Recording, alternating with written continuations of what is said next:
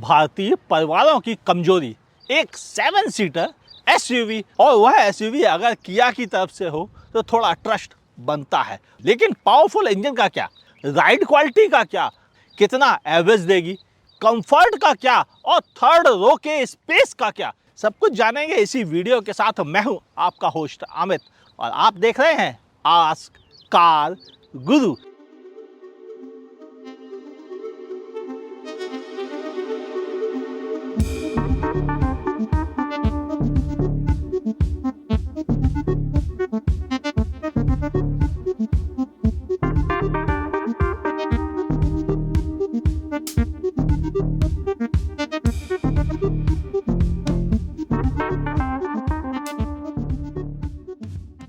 सीरोस याद तो दिलाएगी, क्योंकि यह उसी डिजाइन फिलॉसफी के साथ है जिसके साथ किया ने अपनी EV9 को इंट्रोड्यूस किया था। और यह design philosophy really good looking लगती है। नया किया का बैज, ऊपर उठा हुआ बोनेट, हम इंडियंस को ऊंचा बोनेट पसंद भी आता है। फ्रंट में कैमरा, एडास के लिए रडार पीछे छिपा हुआ है, और डिजाइन में फ्रंट में पार्किंग सेंसर्स भी आपको मिल जाते हैं जो काफ़ी हेल्प करते हैं ड्राइव में। यहाँ मिलते हैं आपको 3 क्यूब स्टाइल में LED हेडलैम्प। हाँ, लोअर वेरिएंट में आपको हैलोजन मिलेगी। यहाँ मिलता है DRL, और देखने में ओवरऑल लुक मुझे काफ़ी इम्पोजिंग और अच्छा लग रहा है। यहाँ पर आपको एल्युमिनियम फिनिश में स्किड प्लेट दे रखी गई है। साइड की बात कर ले, हाँ उससे पहले बता दूँ, यहाँ एक कैमरा भी मौजूद है रेन सेंसर वाइपर के साथ में। पीछे से एक झलक में आपको एहसास हो जाएगा इस डिजाइन की वजह से कि यह पुरानी वाली कारेंस ही है। हाँ, यह बॉडी पुरानी वाली कारेंस पर ही बेस्ड है, और इसीलिए साइड से देखने में बिल्कुल पुरानी कारेंस जैसी दिखती भी है। यहाँ मिलते हैं 17 इंच के अलॉय व्हील्स, 215/55 प्रोफाइल्स के टायरों के साथ। टायरों का प्रोफाइल थोड़ा सा कम है, यह ज़्यादा होता तो राइड क्वालिटी वो ड्राइविंग में बताऊंगा। पीछे आपको डिस्क मिलते हैं, लेकिन थोड़ा छोटी साइज़ के हैं आगे के मुकाबले, और ग्राउंड क्लियरेंस नो चेंज, वही 190 mm की ग्राउंड क्लियरेंस मिलती है साइड स्कर्टिंग के साथ में। हाँ, सीरोस की तरह यहाँ पर फ्लश टाइप डोर हैंडल नहीं मिलते हैं। OIVM में ही आपको कैमरा मिल जाता है 360 के साथ में। गुड जॉब, ये बहुत ज़रूरत की चीज़ थी। इंडिकेटर भी यहाँ मौजूद है। ग्लास एरिया काफ़ी बड़ा है, जिसकी वजह से भीतर बैठे लोग क्लास्ट्रोफोबिक फील नहीं करेंगे। ये भी है। आ जाओ दिखाता हूँ पीछे से कैसी लगती है।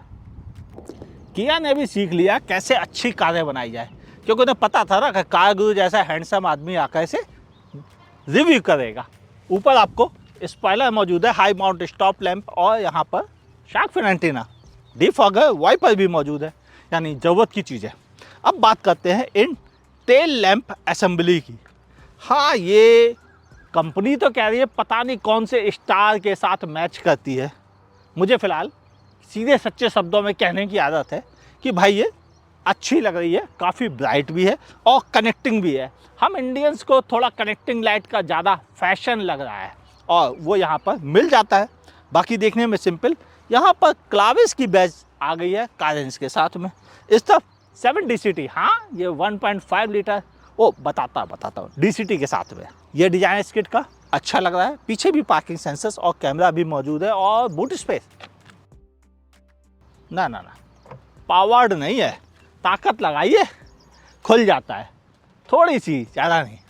कवर्ड वेल है, और यहाँ पर आपको मिलता है 216 लीटर का बूट स्पेस। 2 मीडियम साइज के सूटकेस एक बैग के साथ कैरी कर सकते हैं। अगर सीट का रिक्लाइनिंग थोड़ा और बेहतर कर लिया जाए तो यहाँ पर इतनी जगह है कि आप एक बैग शायद और कैरी कर सकें, बस इससे ज़्यादा जगह यहाँ पर मौजूद नहीं है। या आप फुल साइज़ के भी सूटकेस रख सकते हैं, बहुत ज़्यादा तो नहीं, बस 1 या 2। किया कारेंस क्लाविस, मैं चला रहा हूँ 1.5 लीटर GDI इंजन, वो भी DCT ट्रांसमिशन सेटअप के साथ, जिसमें कि पेडल शिफ्टर भी दे रखे गए हैं। पहले बात कर ले क्या क्या फीचर्स उपलब्ध है, और फिर बात करते हैं ड्राइव के बारे में डिटेल से। देखिए, यहाँ पर आपको 12.25 इंच का touch screen infotainment system, good job, बहुत बढ़िया। यहाँ पर 12.25 इंच का ही डिजिटल इंस्ट्रूमेंट क्लस्टर है, बहुत बेहतरीन, और ये काफ़ी ब्राइट भी है।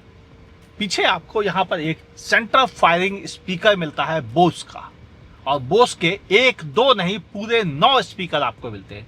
साउंड क्वालिटी बोस की हमेशा अच्छी रही है, मतलब क्वालिटी साउंड आपको मिल जाता है इस प्राइस ब्रैकेट के अनुसार। नीचे बात कर लें तो यहाँ पर एक स्क्रीन मिल जाती है जो एसी के कंट्रोल्स के लिए है, और इसी को आप बदल के चाहे तो म्यूजिक सिस्टम के कंट्रोल के लिए भी इस्तेमाल कर सकते हैं, जैसे मैप वगैरह, उन सब पर्पज के लिए आप इसे यूज कर सकते हैं। यानी एक ही सेटअप डुअल स्टैंडर्ड पे काम करता है। Good job. एसी वेंट थोड़ा स्लीक है, नीचे की तरफ है, काश थोड़ा ऊंचे होते तो कूलिंग और ज़्यादा बेहतर हो सकती थी। इधर आपको एक अच्छा सा ग्लो बॉक्स मिलता है। बात करें इस फिनिश की, ये मुझे बहुत अच्छी लगी है, कॉम्प्लीमेंट करती है। हालांकि ये प्लास्टिक हार्ड है लेकिन काफ़ी बेहतर क्वालिटी की है। कई बार तो डाउट होता है नहीं ये हार्ड नहीं, शायद थोड़ी सॉफ्ट भी है, तो ये बहुत अच्छी चीज़ है। ओवरऑल जहां भी आप हाथ लगाएंगे आपको क्वालिटी का एहसास बना रहेगा कि रियली किया ने बहुत अच्छी क्वालिटी का इस्तेमाल किया है इस सेगमेंट में, मतलब इस प्राइस ब्रैकेट में जो कि 22 लाख से लेकर 12 लाख रुपए के बीच का है, उस हिसाब से बहुत बेहतरीन क्वालिटी है। वेंटिलेटेड सीट आगे के है, पीछे अफसोस नहीं उपलब्ध है। और हिल डिसेंट कंट्रोल, इसके अलावा different drive mode, eco, normal, sport, यहाँ पर ऑप्शन दिखते रहते हैं। और इसके अलावा यहाँ पर आपको कैमरे का ऑप्शन मिलता है जिससे आप चारों तरफ का कैमरा व्यू देख सकते हैं। इसके अलावा एंड्रॉयड ऑटो, एप्पल कारप्ले भी मौजूद है यहाँ पर। ऑटो डिमिंग IRVM, जिसमें कि किया कनेक्ट वाले SOS फंक्शंस भी मौजूद हैं। और बाय द वे लगभग 80 के आसपास कनेक्टेड कार वाले फीचर्स मिल जाते हैं यहाँ पर आपको। अब आपसे बात कर लूँ सीटों के बारे में। सीटें वेंटिलेटेड हैं, इलेक्ट्रिकली एडजस्टेड हैं, लेकिन केवल 4 वे, और हाइट एडजस्ट करने के लिए आपको मैनुअल काम करना पड़ेगा। वेंटिलेशन बहुत अच्छी क्वालिटी का है, मजा आता है। सीटें थोड़ी हार्डर साइड पे है, उसका रीजन है ये लेदराइट का फील। अगर यह कपड़ों की सीट होती तो क्या बात थी, मजा आ जाता आपको। अब आपसे बात कर लूँ कि इस स्टीयरिंग पर क्या है। डुअल टोन स्टीयरिंग है और सारे फंक्शंस यहाँ पर मिल जाते हैं म्यूजिक सिस्टम के, और इस तरफ आपको मिलते हैं एडास से रिलेटेड, चाहे एडेप्टिव क्रूज कंट्रोल हो या डिस्टेंस मीटर हो कि कितना डिस्टेंस पे यह गाड़ी रुक जाए, या फिर लेन की असिस्ट के बटन हो, यहाँ पर मौजूद है। इसके अलावा blind spot detection, rear collision warning और अवॉइडेंस जैसे फीचर्स भी मौजूद है। यानी लगभग 20 के आसपास एडास के फीचर आपको इसके साथ मिल जाते हैं, जो लगभग इसे फुल एडास लेवल 2 बना देता है। अब आपसे बात कर लूँ मैं इस कार के ड्राइविंग वाले हिस्से की, तो विजिबिलिटी अच्छी है, बोनट भी दिखता है क्योंकि अब बोनट ऊंचा कर दिया गया है थोड़ा सा, और ORVM से बहुत अच्छा व्यू मिलता है। साथ ही आपको आउटसाइड के भी ब्लिंकर्स हैं इसमें जो कि एडास के लिए है, वो भी एक अच्छा इफेक्ट देते हैं। इसके अलावा अराउंड व्यू कैमरा भी मौजूद है, यानी विजुअलिटी को मैं कहूँगा 8.5 मार्क्स। अब बात करें एर्गोनॉमिक वाइज, सब कुछ इन टच है, एर्गोनॉमिक वाइज सब कुछ बढ़िया है। गियर का सिलेक्शन आप करना चाहें तो बड़ा अच्छा लगता है, फील भी इसका काफ़ी बेहतर है। यानी एर्गोनॉमिक वाइज सब कुछ आपके इन टच में है, कोई कंप्लेन नहीं है। राइड क्वालिटी की अगर बात की जाए तो किया की गाड़ियों में राइड क्वालिटी को लेकर हमेशा लोगों को थोड़ी कंप्लेन रहती है। रीजन ये है कि जब आप टायर प्रेशर ज़्यादा रखते हैं तो राइड क्वालिटी रियली काफ़ी टेम्पर हो जाती है। हैंडलिंग की बात आए तो हैंडलिंग काफ़ी अच्छी है, उसको लेकर मुझे कोई कंप्लेन नहीं है। इस कार के साथ वह काफ़ी अच्छी है, और अगर आप ध्यान से देखें तो मैं उस हैंडलिंग को दूंगा इसके 8.5 मार्क्स। थोड़ा बॉडी रोल है लेकिन बहुत ज़्यादा नहीं। लेकिन राइड क्वालिटी को मैं दूंगा केवल 7 मार्क्स। ये थोड़ा बेहतर होनी ही चाहिए थी। अब आपसे बात कर लूँ मैं इस कार के स्टीयरिंग फीडबैक की, बहुत अच्छा है, कोई कंप्लेन नहीं।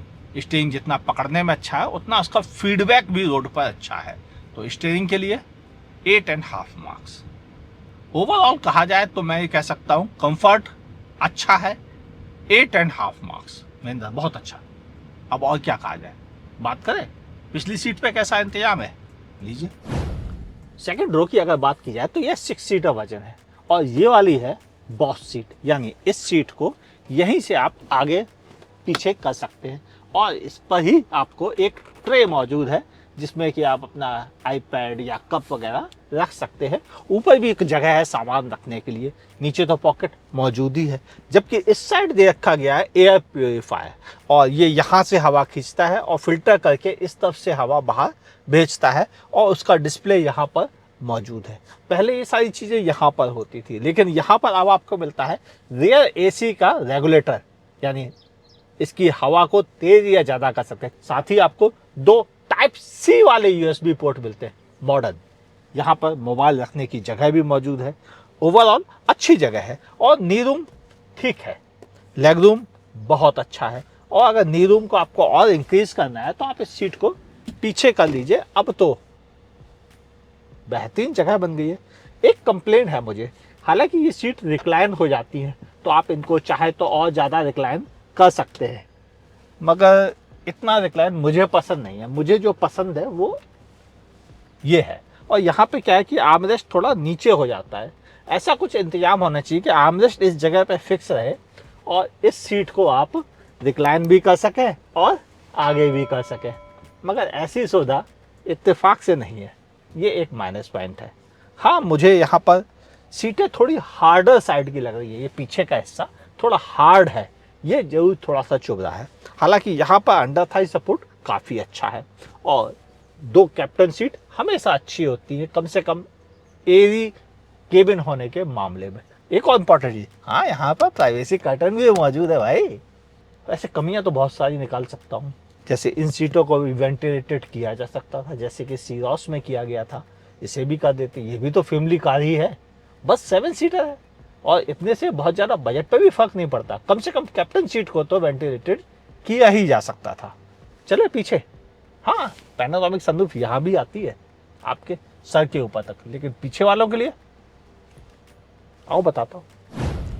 3rd रो की सीटिंग की अगर बात की जाए तो अच्छा खासा नी रूम है, और लेग रूम भी अच्छा है।